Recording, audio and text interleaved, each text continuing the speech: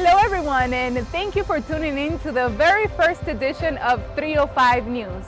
I'm Stephanie Severino, Director of Communications here at the City of Miami, and I am thrilled to bring you from Maurice Ferre Park, one of the most beautiful parks in the 305 overlooking Biscayne Bay, our latest program with all of the news, events, highlights, initiatives, and programs happening here in the Magic City.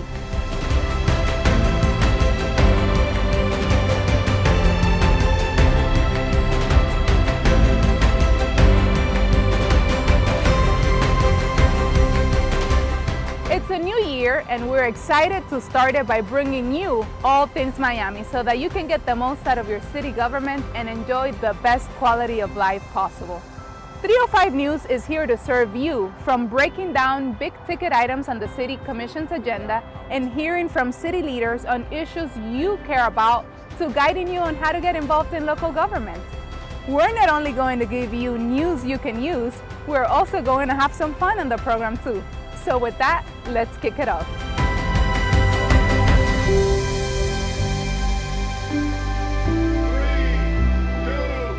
Following a spectacular holiday season and New Year's celebration, COVID-19 was front and center again, with record-breaking cases of the Omicron variant sweeping through Florida. In response to the rise in cases, the City of Miami opened up Miami Marine Stadium for testing. Let's take a look. As of today, the City of Miami, in partnership with Impact Health, is designating Miami Marine Stadium as a COVID testing site. If you feel sick and need to get tested, this is one of the best tools in our tool belt to help keep yourself and your loved ones safe and healthy.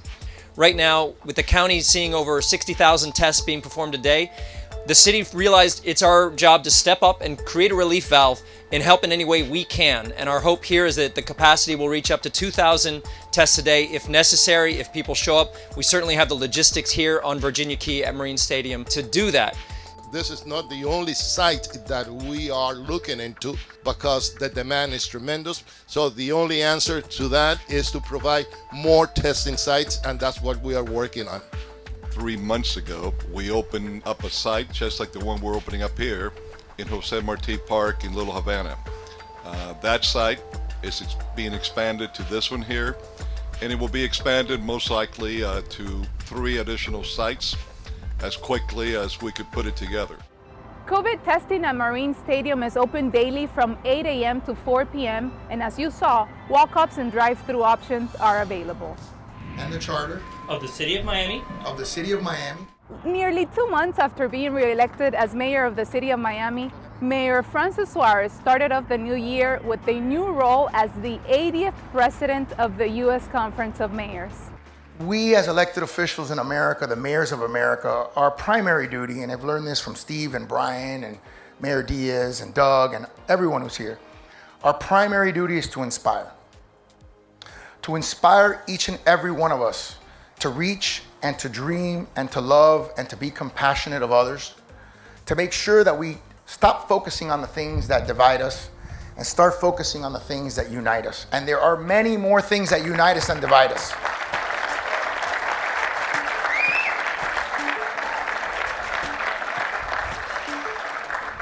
If we do that together, our tomorrows will be far better than our yesterdays. Thank you and God bless you.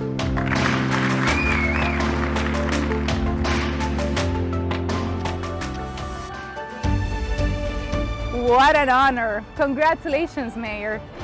One of Mayor Suarez's major goals, which he announced nearly 2 years ago, recently made some major forward progress. In November, the City of Miami Commission voted unanimously to adopt plans to achieve carbon neutrality citywide by 2050. This new comprehensive greenhouse gas reduction plan officially puts the Magic City on the path to meet Mayor Suarez's goal to get Miami to reach net zero greenhouse gas emissions in less than 30 years. Now, to help us get there, the City of Miami recently hired a Chief Resilience Officer. Shelby Busso is our new CRO, and she comes to us with a demonstrated history of working in the nonprofit organization management industry and environmental law policy. All right, let's talk about spreading some love. The City of Miami successfully disbursed its entire first allocation of Emergency Rental Assistance Program funding from the U.S. Department of Treasury, issuing $12.7 million in direct relief assistance.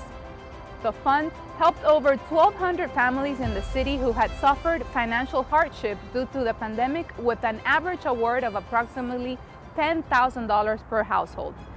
Speaking of assistance, have you ever heard of Venture Miami?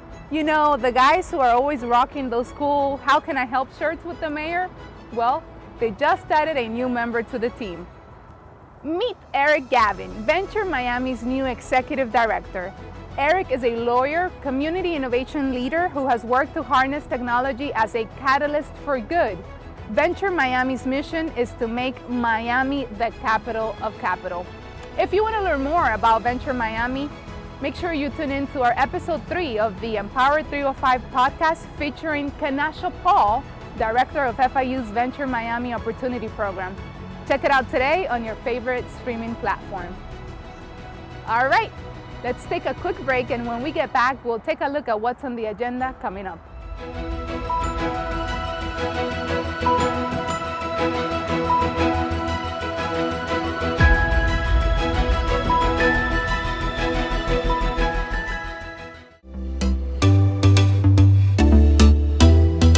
Let's ride, Miami. For your traveling convenience, the free Miami Trolley and on-demand transportation service is here for you, getting you from A to B safely, comfortably, and on time. Download the Miami Trolley app to view your trolley tracker, find daily routes, service hours, and more. The on-demand transportation service is available to the city's low-income elderly population, 65 and older, as well as to the disabled individuals in the city of Miami. The on-demand transportation service runs Monday through Friday between 8 a.m. and 5 p.m. within City of Miami limits, where the scheduled trip is no longer than 5 miles in distance. Get your application for the on-demand transportation service at your nearest neighborhood service center or apply online at miamigov.com/NETS.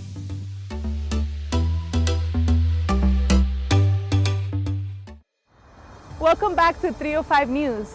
Now, as you know, Miami City Commission is where it all goes down. It's where legislation is made, and it is a process.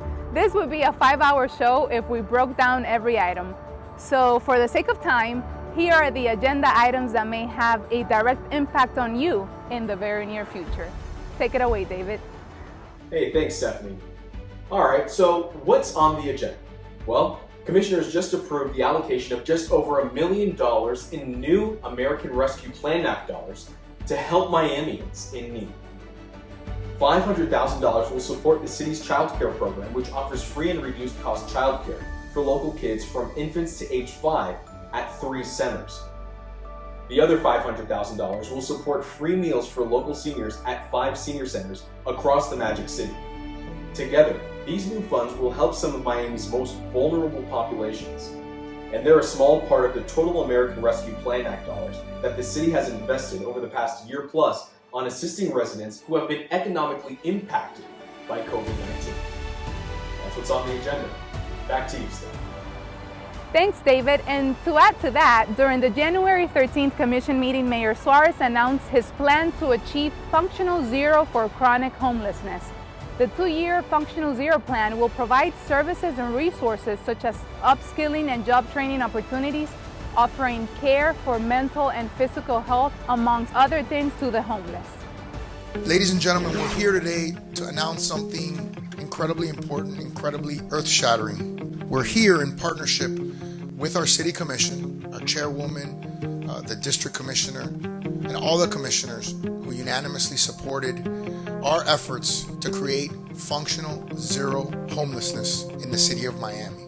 We began the process of socializing this with our commissioners when we received the ARPA funding. It's $3.1 million for 2 years, and all of them are involved. It is an honor for me to be here today to support the initiatives that have been put forth by the mayor and my colleagues, and I can give you my assurance that I will continue to dream big and reach for what you might think today is crazy, but once we accomplish it, It's going to be so great for our city and so great for our citizens. Homeless people are people first and homeless second. And when we address their issues and their condition, we solve the issue for all of us, for our businesses, our residents, our quality of life. And we don't always agree on this dais on how to address big issues like this, but that's where we look to a mayor's leadership to bring us together through compromise and action. And this $3 million allocation is exactly that. This moonshot for homelessness, this functional zero, is absolutely achievable. Now to some major renovations in Coconut Grove that will have a significant impact on those who have a love for life on the water. This crown jewel is the country's largest wet slip marina with nearly 600 slips on the eastern seaboard. We'll show you all of the bells, whistles, and upgrades to the completed $22 million marina restoration. The bay is one of our richest natural resources, and having a marina that is affordable and that is available to our residents is an incredible asset that most cities don't have. The marina is all owned by City of Miami taxpayers, and after 60% of it was devastated by Hurricane Irma, the city was determined to bring it back better than ever. I want to thank Mayor Suarez. I want to thank the commissioners for partnering with Find so that we can contribute to the redevelopment of this great waterfront asset of the City of Miami. The marina as we see it now was unveiled in 3 phases. The place looks a lot better. I mean, things aren't broken. The pedestals all here work now. Of course, after Irma, we had a lot of damage. So a lot of the infrastructure of this place was not working. And they're making progress, and this pier looks awesome. Security cameras were added, there's Wi-Fi, better dock boxes, a new pump-out system, and the upgrades continue. We sit here at City Hall and we look out the window and we see the beauty of this marina. It's great to see it come back to life. We think that this is the place to be. That's why we love being here at Dinner Key Marina. Well, that will do it for the first edition of 305 News. We're excited to bring this to you, so thank you so much for watching at home and on the go. And remember, you can always stay up to date on all things Miami on Twitter, Facebook, Instagram, TikTok, YouTube, and of course, at miamigov.com. See you next time.